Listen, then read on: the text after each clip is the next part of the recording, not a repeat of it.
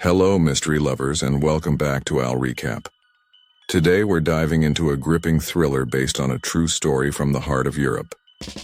This is the story of a man who was trampled by the very system meant to protect him until he snapped, unleashing a hostage crisis that shocked all of Amsterdam. This is I Hostage. Warning, spoilers ahead. Buckle up, this ride is intense.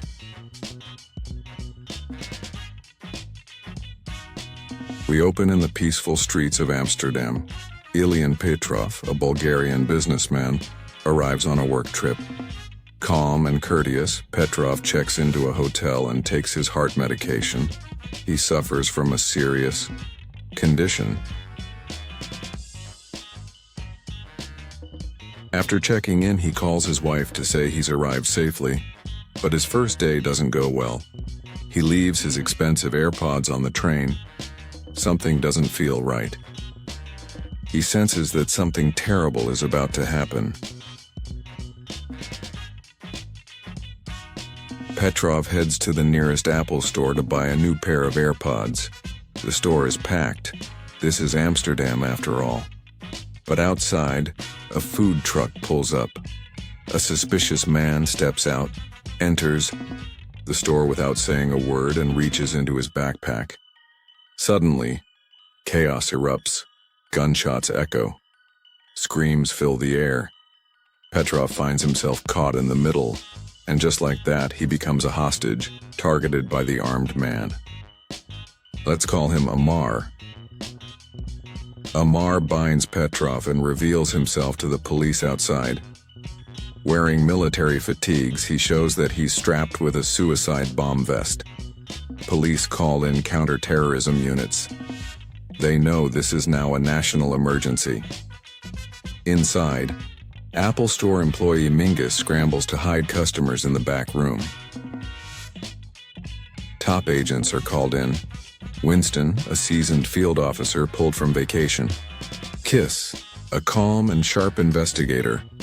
They also bring in Lynn, a skilled negotiator. Her task? Talk Amar down and buy time. Meanwhile, Amar drags Petrov to the storefront, holds a gun to his head, and demands 200 million Bitcoin. If he doesn't get it, he'll blow up the store. Oddly enough, Amar shows moments of humanity. He gives Petrov his heart medication. He even replaces his restraints with softer rope, seeing his pain. Petrov asks, "Why are you doing this?" Amar answers, "The system destroyed me." He was wrongfully imprisoned, treated as a criminal for no reason, and blames systemic racism. He's of Syrian descent. As negotiations go on, Amar sends a selfie with Petrov to the police. Kiss notices something off in the photo. The bomb might be fake. Meanwhile, tensions rise in the back room. Some hostages accuse Mingus of helping Amar, but cooler heads prevail. They try to keep each other calm. Lynn continues negotiating. She's patient, empathetic, and slowly earns Amar's trust. He eventually reveals his real name. Sheikh Mar Kiss quickly investigates and finds Amar's file. He has a history of serious mental illness. At the same time, Winston and his team sneak into the building, using blueprints sketched by Mingus. Thanks to Lynn's distraction, they safely rescue the upper floor hostages.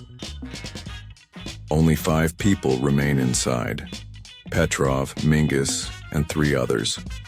Amar allows Petrov to speak with his wife, but Petrov stays silent, not wanting her to panic. Time passes. Tension builds. Petrov, dehydrated, begs for water. Amar offers him Red Bull. Petrov refuses. It's bad for his heart. Surprisingly, Amar requests bottled water from the police, sent in via robot. But as the robot approaches, Petrov sees an opening. He runs. At that very moment, Winston hits Amar with a car. Amar goes down. Petrov survives, but his heart is failing fast. The bomb. Squad rushes in, only to find the bomb was in fact a fake. Lynn feels like she's failed, but Kiss reassures her. You did great, everyone's alive, that's what matters. Mingus is escorted out. Overwhelmed, he breaks down in tears of relief. Winston returns home to his anxious wife. Petrov is taken back to his hotel, still shaken. To calm his nerves, he puts on his brand new AirPods, the same ones he bought with the price of nearly losing his life. The film ends. Amar is declared dead. The Dutch government vows to increase security to prevent another tragedy. What can we learn from this film? Discrimination, when left unchecked, destroys lives. And also, never underestimate Apple. Even their store glass is military-grade bulletproof. This has been the recap of I, Hostage, a true tale of desperation, injustice, and the bravery of those caught in the middle. If you enjoyed this recap, don't forget to like, subscribe, and stay tuned for the next mystery. Until next time, Al Recap, signing off.